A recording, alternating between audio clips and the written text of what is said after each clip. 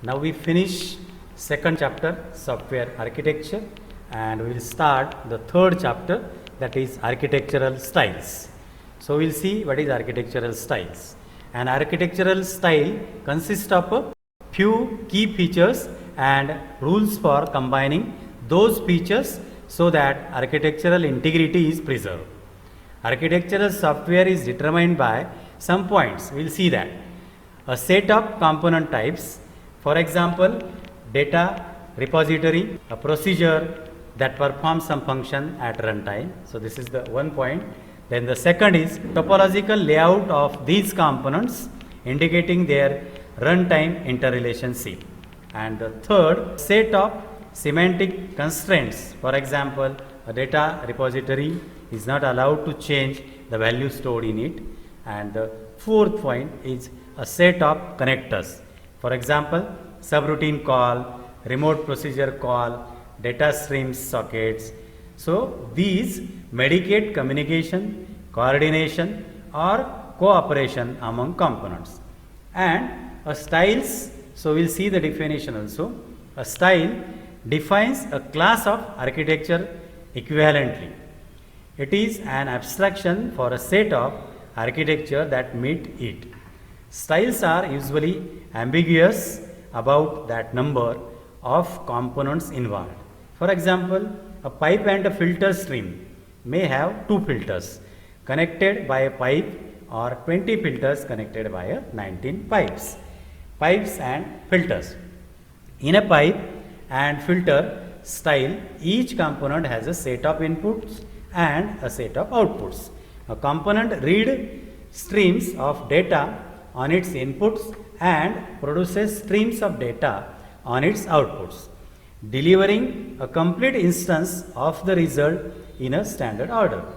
So this is usually accomplished by applying a local transformation to the input stream and computing incrementally so output begins before input is consumed. Hence, components are termed filters.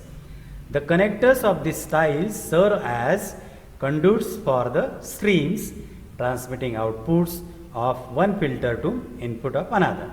Hence, the connectors are termed pipes. Among the important invariants of the style, filters must be independent entities, means they should not share state with other filters.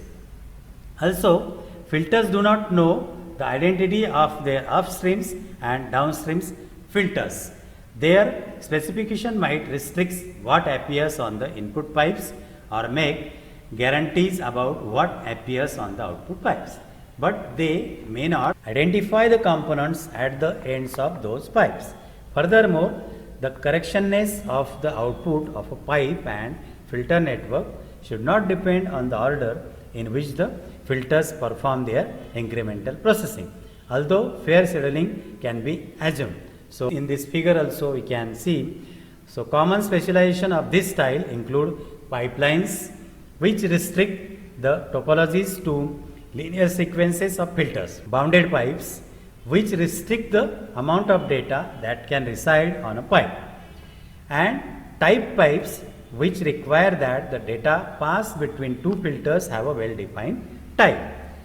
A degenerate case of pipeline architecture occurs when each filter processes all of its input data as a single entity. In this case, the architecture becomes a batch sequential system.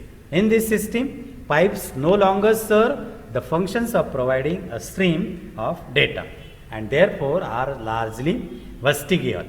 Hence, such systems are best treated as an instance of a separate architectural style. Unix supports this style by providing a notation for connecting components and by providing runtime mechanism for implementing pipes. As another well-known example, traditionally compilers have been viewed as a pipeline systems. The stages in the pipeline include lexical analysis, parsing, semantic analysis, code generation, and other examples of pipes and filters occur in signal processing domains, functional programming, and distributed systems. Pipe and filter systems have a number of nice properties. They allow the designer to understand the overall input or output behavior of a system as a simple composition of the behavior of the individual filters. They support reuse. Any two filters can be hooked together provided they agree on the data that is being transmitted between them. Systems can be easily maintained and enhanced. That is, new filters can be added to existing systems and old filters can be replaced by improved ones. They permit certain kinds of specialized analysis such as throughput and deadlock analysis. They naturally support concurrent execution. Each filter can be implemented as a separate task and potentially executed in parallel with other filters. But these systems also have their some disadvantages. We will see that pipe and filter systems often lead to a batch organization of a processing. Although filters can process data incrementally, since filters are inherently independent, the designer is forced to think of each filter as providing a complete transformation of input data to output data. In particular, because of their transformational character, pipe and filter systems are not good at handling interactive application. This problem is most severe when incremental display updates are required, because the output pattern for incremental updates is radically different from the pattern for filter output. They may be hampered by having to maintain correspondence between two separate but related streams. And the third disadvantage is, depending on the implementation, they may force a lowest common denominator on data transmission, resulting in added work for each filter to parse and unparse its data. This in turn can lead both to loss of performance and to increase complexity in writing the filter themselves. Data abstractions and object-oriented organization. So in this style, data representation and their associated primitive operations are encapsulated in an abstract data type or object.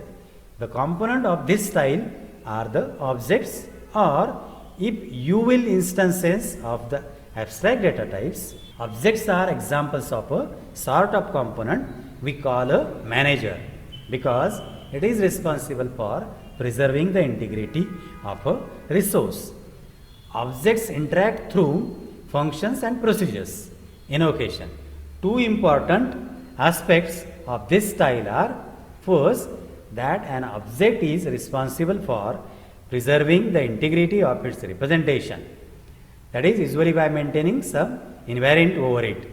And the second is that the representation is hidden from other objects. So we will see in this figure that how the styles are. So see here, the use of abstract data types and increasingly the use of object-oriented systems is, of course, widespread. There are many variations. For example, some systems allow objects to be concurrent tasks. Other allow objects to have multiple interfaces. Object-oriented systems have many properties, because an object hides its representation from its clients. It is possible to change the implementation without affecting those clients. And the second is the bundling of a set of accessing routines with the data they manipulate allows designers to decompose problems into collections of interacting agents. But object-oriented systems also have some disadvantages. We will see. Again, there are two disadvantages. First one is, in order for one object to interact with another via procedure call, it must know the identity of that other object. The significance of this is that whenever the identity of an object changes, it is necessary to modify all other objects that explicitly invoke it. So this is the disadvantages. And another disadvantage is there can be side effect problems. If A uses object, B and C also uses B, then C's effect on B look like unexpected side effects to A, and vice versa also. Event-based implicit invocation. Traditionally, in a system in which the components interfaces provide a collection of procedures and functions, Components interact with each other by explicitly invoking those routines. However, recently there has been considerable interest in an alternative integrate technique, various referred to as implicit invocations, reactive integrations, and selective broadcasts. This style has historical roots in system based on actors, constraint, satisfaction, demands, and packet switch network. The idea behind implicit invocation is that instead of invoking a procedure directly, a component can announce one or more events. Other components in the system can register an interest in an event by associating a procedure with the event. When the event is announced, the system itself invokes all of the procedures that have been registered for the event. Thus, an event announcement implicitly causes the invocation of procedures in other modules. For example, in the field system, tools such as editors and variable monitors register for a debugger's breakdown event, or you can say a debugger's breakpoint event. When a debugger stops at a breakpoint, it announces an event that allows the system to automatically invoke methods in those registered tools. These methods might scroll an editor to the appropriate source line or redisplay the value of monitored variable. So in this scheme, the debugger simply announces an event but does not know what other tools are concerned with that event or what they will do when that event is announced.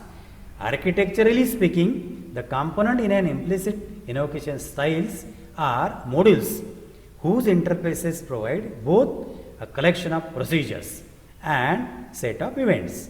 Procedures may be called in the usual way, but in addition, a component can register some of its procedures with events of the system. This will cause these procedures to be invoked when those events are announced at runtime.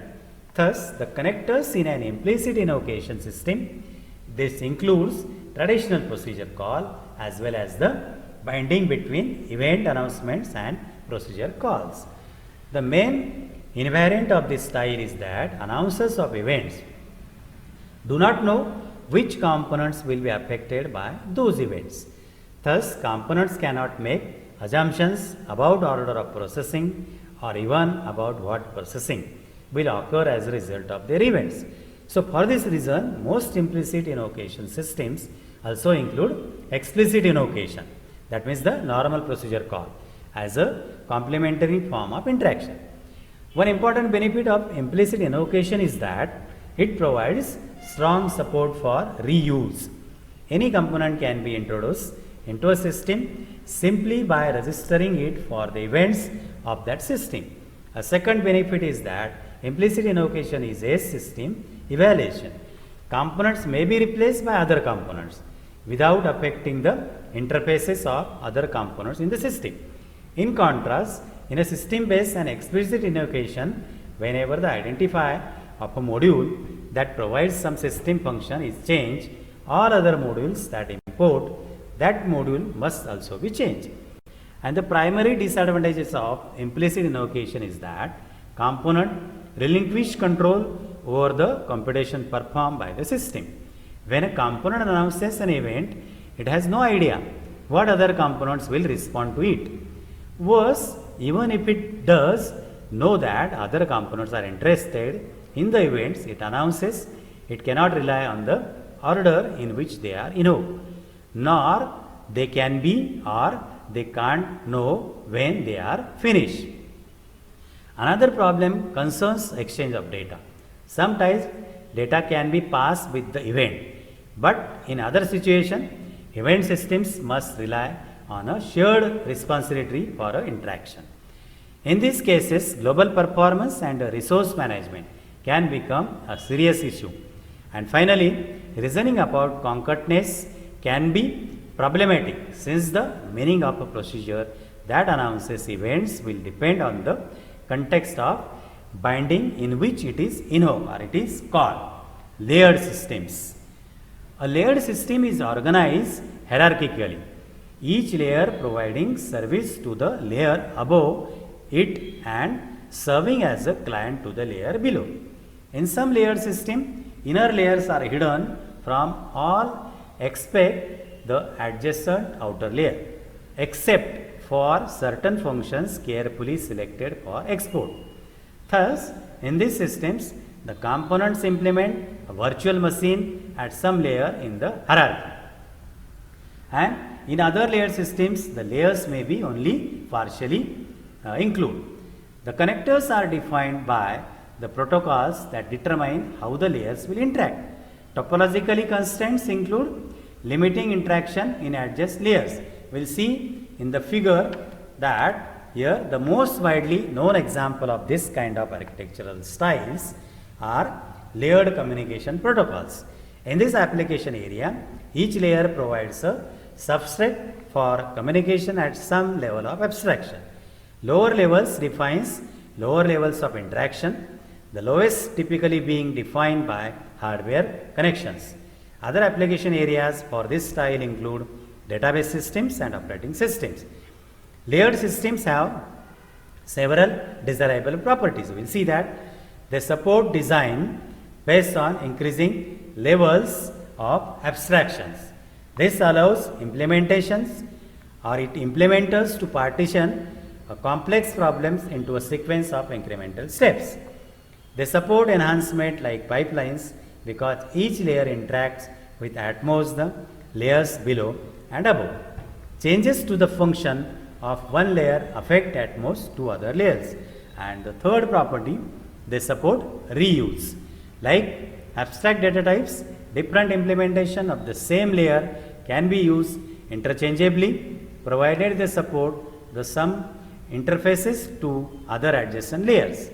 But again, layer systems also have disadvantages. First one is not all systems are easily structured in a layered fashion, and even if a system can logically be structured as layers, consideration of performance, many require closer coupling between logically high level functions and their low level implementations. And the second disadvantage is that it can be quite difficult to find the right levels of abstraction. This is particularly true for standardized layered models. Then next is repositories. In a repository style, there are two quite distinct kinds of components. A central data structure represents the current state, and a collection of independent components operate on the central data store. Interaction between the repository and its external components can vary significantly between systems. The choice of control discipline leads to a major subcategories. If the types of transaction in an input stream of a transaction trigger selection of processes to execute, the repository can be traditional database. If the current state of the central data structure is the main trigger of selecting process to execute, the repository can be Blackboard. Here in the figure, we can see that the knowledge sources separate independent parcels of application, dependent knowledge, interaction among knowledge sources takes place solely through the Blackboard. The Blackboard data structure, problem solving state data, organized into an application dependent hierarchy. Knowledge sources make changes to the Blackboard that lead incrementally to a solution to the problem, and the control driven entirely by state of Blackboard. Knowledge sources respond opportunistically when changes in the Blackboard make them applicable. In the diagram, you can see that there is no explicit representation of the control component. Invocation of a knowledge source is triggered by the state of the Blackboard. The actual focus of control and hence its implementation can be in the knowledge sources, the Blackboard, a separate module, or some combination of these. Blackboard systems have traditionally been used for applications requiring complex interaction, or you can say the interpretations of signal processing, such as speech and pattern recognition. They have also appeared in other kinds of systems that involve shared access to data with loosely coupled agents. There are many other examples of repository systems. Batch sequential systems with global databases, programming environment are often organized as a collection of tools together with a shared repository of programs and program fragments. Pipeline architecture may be more accurately interpreted as repository system. Interpreters. In an interpreter organization, a virtual machine is produced in software. An interpreter includes the pseudo program being interpreted and the interpretation engine itself.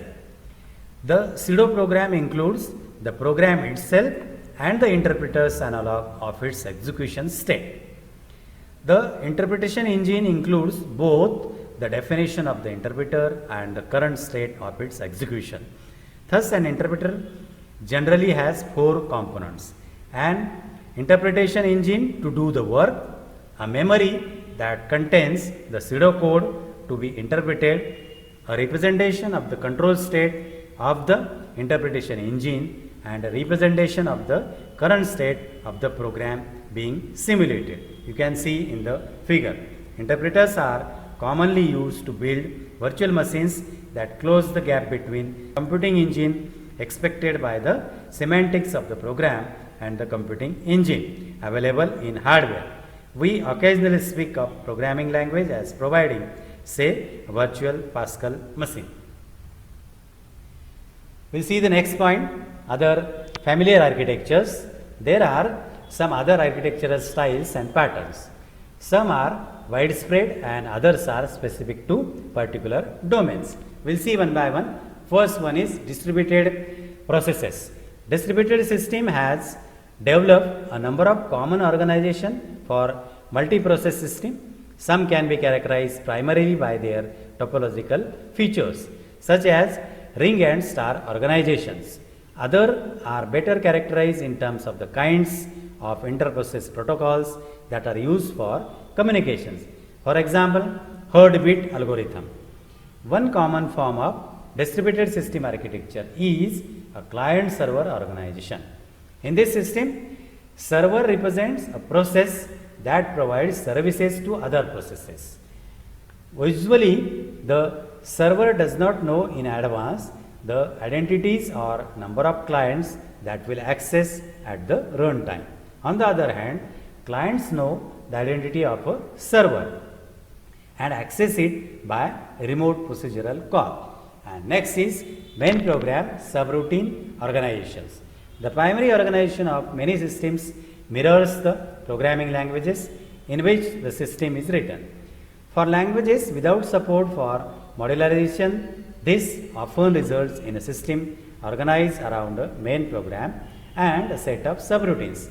The main program acts as driver for the subroutines, typically providing a control loop for sequencing through the subroutines in some order. Domain-specific software architecture. Recently, there has been considerable interest in developing reference architectures for specific domains. These architectures provide an organizational structure tailored to a family of applications such as avionics, command and control, or vehicle management systems.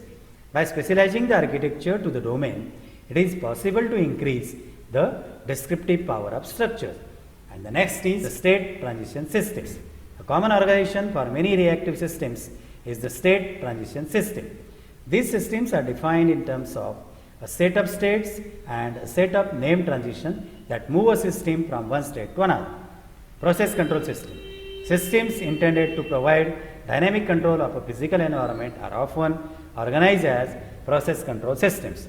These systems are roughly characterized as feedback loop in which inputs from sensors are used by the process control system to determine a set of outputs that will procedure a new state of the environment. The next is heterogeneous architecture.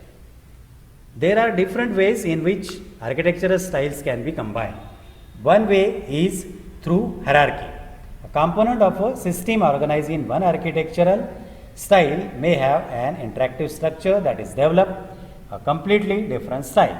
For example, in a Unix pipeline, the individual components may be represented internally using virtually any style, including, of course, another pipe and filter according to this system. And what is more surprising is that connectors can often be hierarchically decomposed. For example, pipe connector may be implemented internally as a FIFO queue accessed by insert and remove operations. And the second way for styles to be combined is to permit a single component to use mixture of architectural connectors. For example, a component might access a repository through part of its interface but interact through pipes with other components in a system and access control information through another part of its interfaces. That means, in fact, Unix pipe and filter systems do this, and the file system playing the role of the repository and initialization switches playing the role of control.